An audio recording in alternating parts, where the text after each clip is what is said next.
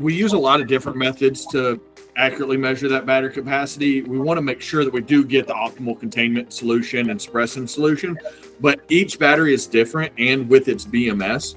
So let's say, and I'm going to make up some numbers, let's say a battery holds 3 volts.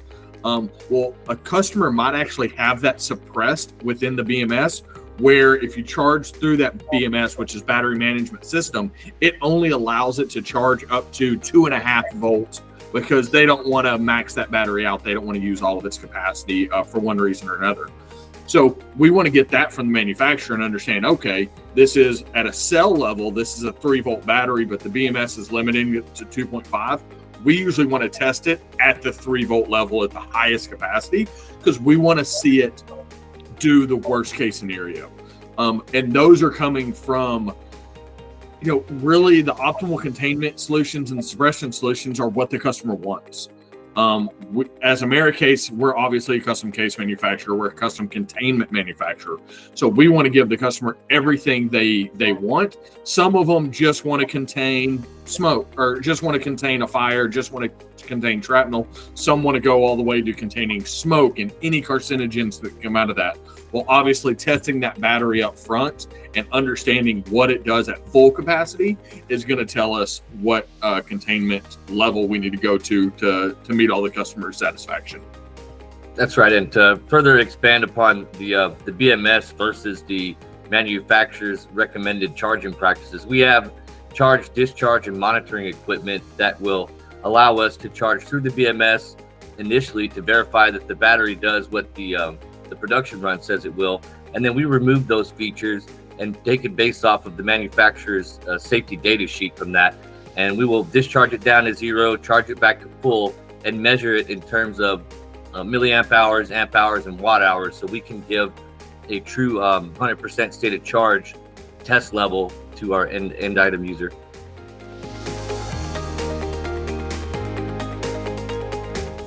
Testing conditions, I first want to kind of define what that is. A lot of people think testing conditions are temperature, humidity, situation, and that's really, all these tests are done in a lab environment, so all those are pretty much kept constant. We, of course, can stress out. We can do it in a higher temperature, expose the battery or the cell to lots of heat prior to, as if it was sitting in the sun or doing something like that. So we can monitor those and change those with everything else. But the biggest testing conditions we want to come to are the state of charge. What condition is the battery in? Is this a new OEM right off the line? Or is this something that could possibly have been damaged if we're going for damaged defective recall packaging solution? So we really want to look at the ultimate goal of the customer and how they're looking to use the packaging and the test results together to come up with a full solution. So we want to custom set up their testing conditions exactly for their end goal in mind. Further to elaborate on test conditions, as Derek was saying, if we're doing it as OEM, the testing is invasive. We've got to take apart the battery, we've got to take cells out, we've got to remove the BMS.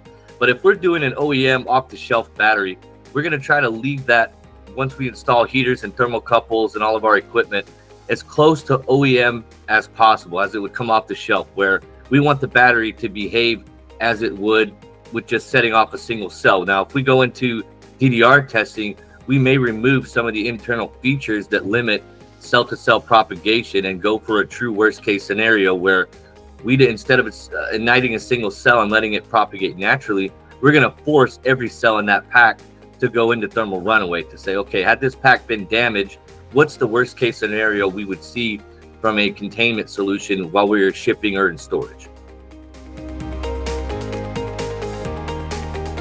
So there's numerous standards and protocols that'll guide the verification of battery capacity for thermal runaway. And then we also want to go through a process to verify those results and ensure containment or suppression solutions do their goal. Really, the standards and protocols that we're going off of, first and foremost, is going to be the 49 CFR. There are just standard shipping practices that we have to maintain to. We have to work within those laws and make sure we're doing those. If we're barely outside of those laws or doing a little bit, it can actually be held to a special permit, and every special permit is different. So we have one SB 16011 that goes outside of the 49 CFR and says, hey, if you're shipping a battery that's under 100 kilowatt hours, that is in damaged defective recall condition, and you're doing you can actually use our battery bag, and you don't have to go through hazmat training in order to package that and offer it for shipment, even though it is a hazardous material because of the protection that we put around it. So that one we developed off of a customer requirement of, they had thousands of these units all over the country, and they wanted to bring those into one place. And instead of sending approved packaging suppliers to every single one of those locations, they wanted a solution where their customer could just package it and offer it for shipment, and we'd be safe. So we got special permits. So there's thousands and thousands of special permits out there. So that's another standard and protocol that we can have hold to. And third is what the customer wants. And again, we're custom packaging, custom containment solution providers. If the customer wants to get around this regulation of the 49 CFR that says we can't ship above 30% state of charge. Okay, well, we need to design the packaging and the containment and the suppression solution to fit that need. So really you're going to three. So your 49 CFR, your special permits, and then the customer requirements are the three that we're going to go through. And then I'll let Raymond kind of speak on verification of containment of the suppression solutions. On the testing side of things, to take a deeper dive into that, for us to obtain special permit 16011, we're going to take a standard called AS6413, which came out of the UN G27 subcommittee. And what that does is say, okay, if you want to ship it 40%, you've got to test it 50. Well, generally we try to eliminate that completely, and we say, let's do 100%, build our package around that. And what that entails is we've got to be in an enclosed container, and containment means no flames, shrapnel, or hazardous particles can come out of the packaging solution. The packaging must stay 100% intact. And the gases that come out, we put it through a spark ignition chamber with the gases mixing, and those gases can ignite. And once you do that, you've got to have 3 passes out of 5, but we typically will test it to a more stringent standard of 3 in a row. And occasionally we do 5 out of 5, and we present these to the governing bodies to be able to get our customers those special permits. And it's usually a slam dunk. It's kind of a no-brainer once they see the test report and how well these packaging solutions are built.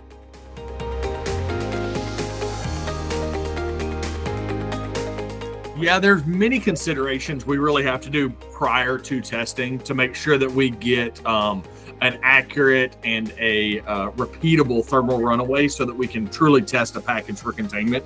Like we've previously said, most of these tests aren't a one and done. So they have to be done over and over, which means we need to prep different batteries different ways in order to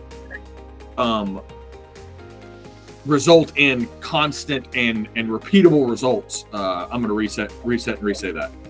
So we have to set the multiple batteries up in the same way so that we make sure that we get repeatable results within the different packaging. We don't want an anomaly affecting the thermal runaway and the containment of the package itself. So we have to do that. So some of those considerations are what are the manufacturer specs on the cell itself, not just the battery, because the battery, like we've previously spoken, could be limited because of a battery management system. What kind of safety protocols are already built into the battery or the cell itself, and how do those react, and how do we need to possibly mitigate or negate those so that those considerations don't affect the actual thermal runaway. Again, we want to get the biggest and the baddest thermal runaway we can get out of that cell, so we make sure we're testing worst case scenario. And then the other one is, what condition is that battery actually going to be shipped in? Are we going, like we spoke before, new OEM right off the production line that maybe has a small flaw in it or might have a small flaw in it? Or are we talking about a Tesla battery that's been through a crash?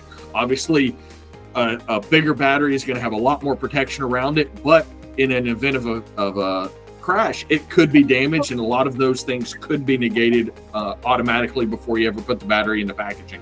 So we need to figure out all the different conditions that this battery can or will be sent in within the packaging to make sure that we are properly assessing the battery for thermal runaway and ultimately its containment. We have to determine what the client's end goal is. So which governing body or regulatory agency that they're testing for has the most strict requirements, and we typically want to go above and beyond that, where they might say, okay, we need to see 3 or 4 cells of this battery go into runaway at 100%, and we generally will say, well, let's force them all into runaway and contain that. And that also builds in a further degree of confidence in the safety of the packaging solution, and it also can kind of future-proof the container. So if this battery now is 100 watt hours, we test it to at least 100. We know it's going to contain more than that, rather than saying, okay, this is 100 watt hours, we tested it at 30. We can contain 100, but our passes are generally clear, concise, and concrete, where you know, all right, if this thing gets a little bigger in the future and it's now 300 watt hours, we'll just run the same test in the same container, and they've got a shipping solution that instead of 2-3 years, because batteries are ever changing, that it's going to last them 10.